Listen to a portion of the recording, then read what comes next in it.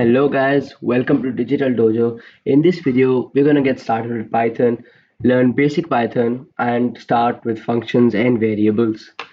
So let's start. So first of all, you can do Python on many different platforms, but I'm gonna be doing it on VS Code. In VS Code is good because many different coding platforms can combine here together too. So to start, just type code. This is for VS Code. Code dot name of the file. Let's go with hello dot py. So after a few seconds, I have my new browser here. So this is some of my old code. We'll be looking into this later. So let's start quickly. First, we have a function called print. Print just basically prints your value, as the name suggests, onto the terminal. Here is where you do your code, and this is a terminal where you get your code back. So suppose we want to type hello world. Now to print something as it is, we need to put them in double quotations. As I'll tell you later as well, these things within double quotations, the text, are called strings. So to run the code, most platforms will have a run button. So here we go, we get hello world. Okay, so now let's move on. Now let's try variables. Variables, as in like in maths, these have some value. So the value, they store some value. So Python is a case. Let's name one as Alex. So you can see here that I am putting these quotes. You can put double quotations as well if you are comfortable with them. So these store this stores the value x. Now let's try name. So this time we're doing the same exact thing but with n capital, and let's this time name it Steve. Now both these names store a value. Now just to show you the difference between the two, that Python is case sensitive, we can go ahead and print both of them. As you can see, you got both the values. Okay, now you can even combine a string and a variable. So to do that, just type out the string. So we're gonna put that in double quotations, and let's type out hello comma. To combine a string and a variable, you can use plus or you can use comma. Let's go with plus first. Name. Let's run this code. So you get hello Alex. There's no space here, so it looks untidy. To do that, you can simply add a space here. Let's try it out now. Or you can instead change this plus to a comma. Let's try it out. So you can combine strings and variables. Then you can also, so let's start with something else. Now a is equal to, suppose it stores a value of, so variables can also store integers. Integers are basically numbers. They can store integers too. So let's go with 20, and b will be a string like hello, or let's just say Python,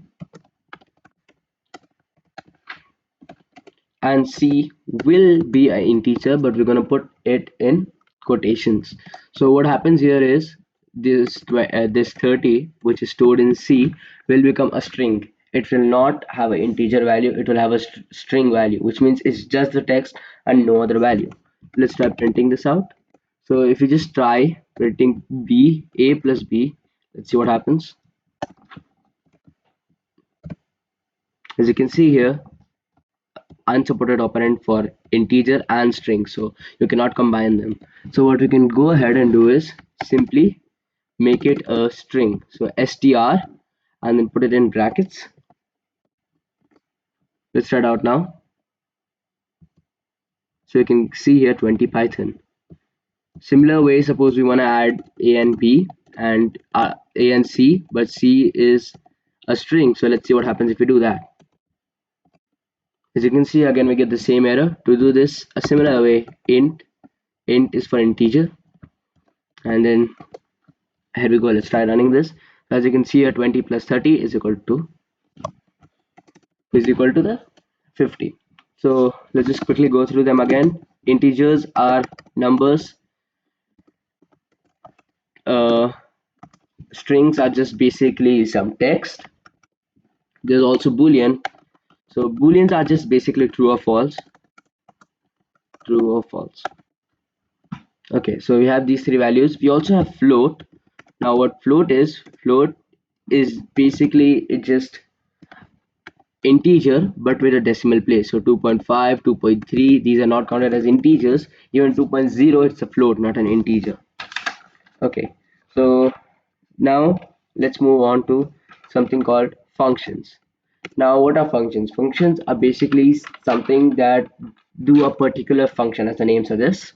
So there are some built-in functions like we saw, print, and some other functions too. But we can make our own functions.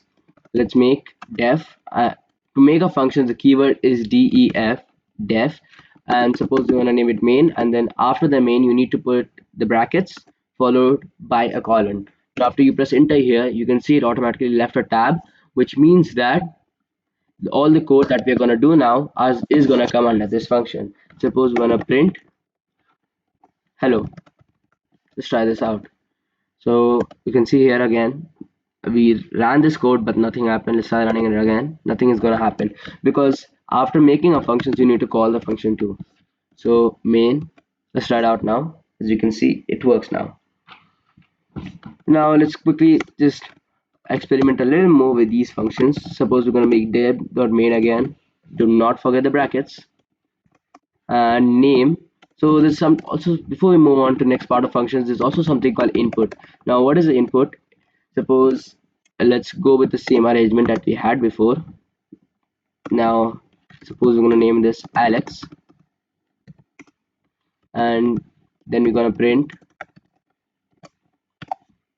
hello Alex. So a, so as you can see we got hello Alex, but we also, what if we want the user to specify the name? So to do that, gotta use input.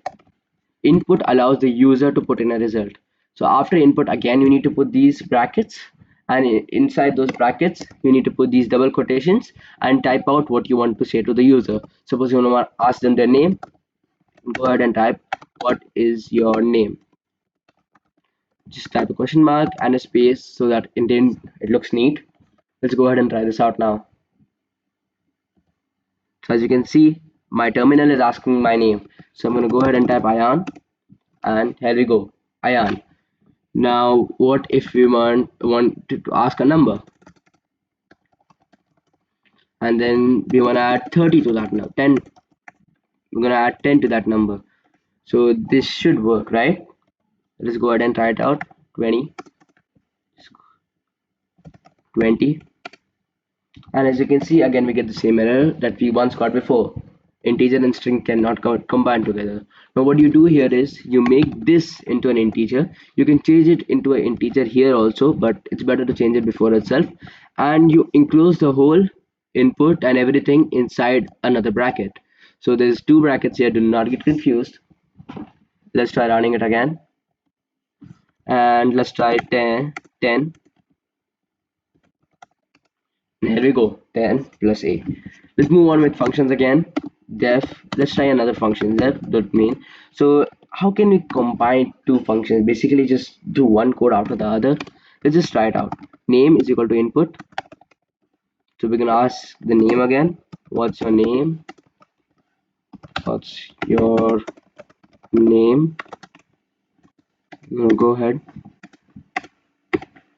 and then we're going to say hello name. So as you can see, hello, we're calling hello, but hello is not a function, right? But what if we make hello a function?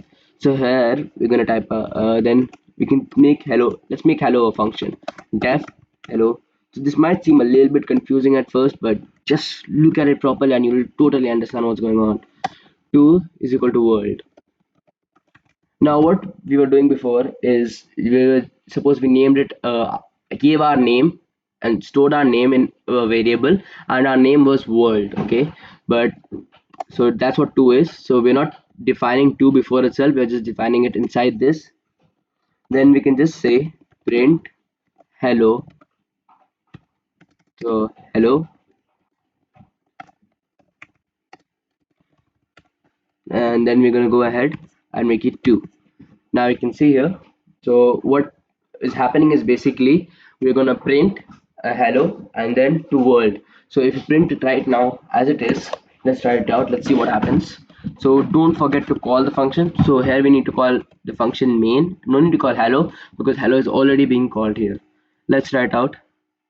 And suppose we are say Alex. Oh, what is this? Showing hello world. Why? Because the value of 2 is automatically change is default by default world. But so to change that, you can go here and type name. So the 2 will be replaced with name. So name is what we are asking for the user, right? So go ahead and type my name is Ayan or Alex, and we get hello Alex. Now let's try something more with functions. Let's make a function to find a square of a number. Square of a number, if you didn't know, is a number multiplied by itself basically. So let's go ahead and make it as x. Now gotta recall integer is necessary. Then don't forget input. I almost forgot input. Gonna go ahead input, and then inside that we're gonna ask what's x.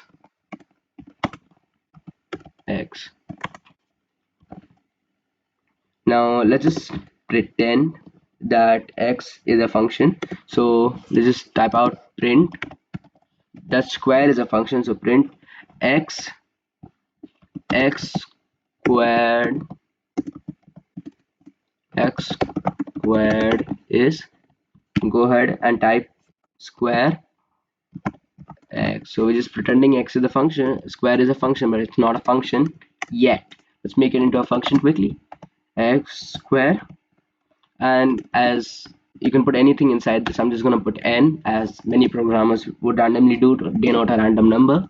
And we're going to use something called return. Now if you just simply type into here n into n, it's not going to return anything. Let's just try it out. We're going to call main. Do not forget to call the function, and let's ask let's suppose it's 5 and x squared is none. Now why is this happening? Because we are not returning this value. We gotta return this value. So if we just type print here, it will just print as it is. But if we return it, then we really get the value of n. So n will be replaced with x, and let's try it out. So what's x? X suppose is 5. X squared is 25. Now if you want it a little neater here, you can remove this and you can type out x here. X, so it will show 5 squared is 25. Let's try this out. My bad. Let's run it again.